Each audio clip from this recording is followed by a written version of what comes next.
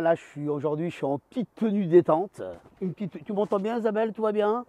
Au top, c'est parfait, on m'entend bien. Alors aujourd'hui je vais vous parler quand même. Vous voyez, je vais enlever les lunettes parce que ça fait un peu frimeur, ça faisait un peu rital au début pour commencer.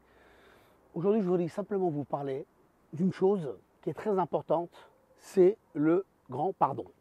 Vous savez, cette semaine c'était qui pour les concernés et les non concernés, c'est le jour du grand pardon.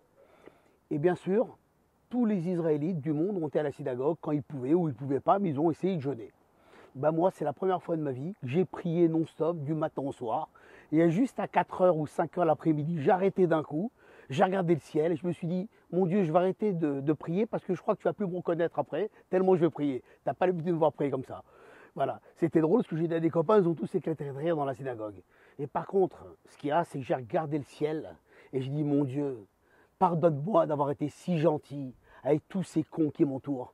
Pardonne-moi d'avoir été si généreux, avoir tendu la main à tous ces gens que j'aime et qui m'ont trahi. Mais je me suis dit, c'est pas grave, je pardonne, mais j'oublie pas. Sauf si on peut revenir en arrière. Ça veut dire quoi? Si quelqu'un me vole ou me trahit, s'il me vole, il me rend mon argent, j'ai tout oublié. Ouais, c'est comme ça, malheureusement, mais on n'oublie pas quand il y a des choses qu'on ne peut pas revenir en arrière. Quand il y a des choses, si quelqu'un, par exemple, vous prend votre femme, ou votre fiancé, vous pouvez lui pardonner, mais vous ne pouvez pas oublier, parce qu'il ne peut pas revenir en arrière. Vous voyez, c'est pas comme une dette. Voilà. C'est comme maintenant, la maire de Paris, on ne peut pas lui pardonner aujourd'hui, nous avons foutu un bordel pareil dans Paris. Vous imaginez le bordel dans Paris qu'a nos amis. Elle se met un bordel, c'est-à-dire que quand on sort en voiture, on est mort. Pourquoi? Pour avoir des points, pour que les écolos y gagnent un peu plus. C'est une catastrophe. Une catastrophe. Et maintenant, est-ce qu'on peut pardonner les États-Unis et l'Angleterre d'avoir volé le contrat à la France de seulement 52 milliards? Et bien, vous voulez que je vous dise quelque chose? La France, elle a pardonné, elle ne va pas se mettre à mal avec les États-Unis. Genre, ils ont rapatrié leur ambassadeur. Tout ça, c'est du bidon. Donc, le pardon, dans la vie, on n'a pas le choix.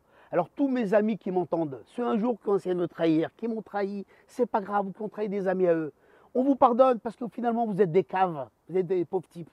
Parce que quand on fait des erreurs et on trahit ses amis, le pardon, il existe, mais on n'oublie pas. Voilà, c'est surtout ça que je veux dire.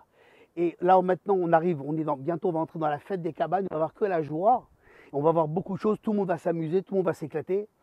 Voilà, ça c'est la seule chose que je voulais vous dire. L'autre chose de quoi je veux vous parler, c'est très clair, c'est de la presse. Voilà, toujours la presse parce que c'est quand même mon petit péché mignon. Alors comme vous voyez ici, tu vois, alors Isabelle, approche-toi un petit peu, il y a toujours Jean-Paul Belmondo, la femme qui l'a jamais quitté. Regardez-moi cette bombe atomique, c'est quand même du rêve. Et regardez là, 40 ans après, ça retape. Ok, c'est quand même du rêve. Belmondo, t'es le patron, il n'y a rien à faire. Nous, on aime les grandes bombes atomiques. Elle est toujours là. Regardez ces stars. Regardez, 19 sur 20, elle avait 19 ans. Qui mieux qu'elle, que nous? Ensuite, vous avez bien sûr un autre thème que je voulais vous parler. Ok, enfin, c'est toujours le même thème. Regardez maintenant. Regardez, ça c'est l'orgueil. Regardez Alain Delon au milieu. C'est un thème qui est important. Lui, par exemple, il arrive, ça y est, d'un enterrement, c'est devenu une star du showbiz. L'orgueil, c'est ce qui est tout en premier. Mais on l'aime bien quand même, Alain Delon, c'est pas grave, on va plus en parler, l'affaire est classée. Et maintenant, parlons du prince Charles, trahi par son valet. Alors lui, c'est son fils qu'il trahit, regardez la tête qu'il a, on lui met en photo noir et blanc pour le montrer bien angoissé. Il est trahi par son valet, il en peut plus, il a la poisse. Allez, j'en ai marre, allez hop, on balance tout direct, allez hop, c'est parti mon kiki. Ok, et maintenant dans Closer, tiens, dans Closer.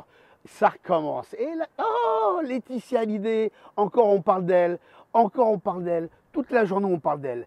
Et en plus, j'ai regardé à l'intérieur, on parle de Beyoncé et Jay-Z, je ne sais pas qui c'est celui-là, là, c'est son mec, des vacances à 3 millions d'euros la semaine. Est-ce possible de parler ça dans la presse quand tout le monde a mal à la tête, s'ils n'arrivent même pas à payer les échéances, tout le monde demande des aides d'État, on parle de 3 millions d'euros la semaine. Je suis mort de rire, c'est de la folie, c'est un truc de fou. Et lui, il a dit, Franck Leboeuf, vous vous rappelez, champion du monde, il a dit le foot rend fou, c'est la raison pour laquelle je n'ai jamais voulu rester dans ce milieu. C'est normal, lui toucher 100 000 ou 200 000 par mois, les nouveaux ils gagnent 3 bâtons par mois. C'est un truc de malade, c'est l'oseille, que le pognon, ça aussi se la dégage par la tête, j'en ai rien à foutre. Allez hop, c'est parti mon kiki. Maintenant on va parler un petit peu de Voici, ok, dans Voici, que des conneries dans la presse. Hein. Anne-Sophie Lapix, bon, celle qui anime, vous voyez, journal, bon, elle est là. Elle est là dans la présidentielle, elle va animer, elle présente, elle est très belle, il nous parle d'elle. Vous avez un faute vous d'elle? Moi, j'en ai vraiment rien à foutre, je ne sais même pas qui c'est. Quand je la vois à la télé, des fois, je zappe. Et encore, Laetitia Hallyday, l'heure des comptes, c'est reparti. Elle est partout. Hein. Laetitia Hallyday, c'est comme si, mettons, Estelle Hallyday, l'ancienne femme de David Hallyday, elle avait gardé son nom pour avoir de la communication. C'est un truc de malade. Hop, ça passe par la fenêtre, ok. Et maintenant, alors là, Laetitia Hallyday, elle a fait la une quand même de Paris Match. Et Jalil l'espère, nos rêves communs. Et là, il reparle, et Love Story à tout va. Et je t'aime, moi non plus, tu m'aimes, moi non plus. Et ce qui est drôle, vous voyez, ce qui est drôle dans cette presse, c'est qu'elle dit, c'est Johnny Hallyday qui me l'a mis dans ce chemin. Il me l'a mis dans le chemin de ma vie. Elle va au cimetière là-bas à Saint-Barth et elle parle à Johnny Hallyday en le présentant. C'est-à-dire jusqu'à où va la folie? Jusqu'à où va la folie? Tiens, dégage toi aussi, c'est pas grave. Et maintenant, challenge. Ok, challenge, je n'ai pas amené aujourd'hui le magazine de valeur parce qu'il est toujours angoissant. Mais challenge face à Zemmour à Le Pen. Vous voyez, Le Pen, il va lui prendre toutes ses parts. Zemmour, c'est ça qui me fait penser à Zorro. Vous vous rappelez quand je fais Zorro, un cavalier qui surgit hors de la nuit. Eh bien Zorro, il va peut-être nous sauver. Voilà, je vous embrasse et n'oubliez pas, pardonnez tout le monde, mais les cons, évitez de les pardonner. Je vous aime.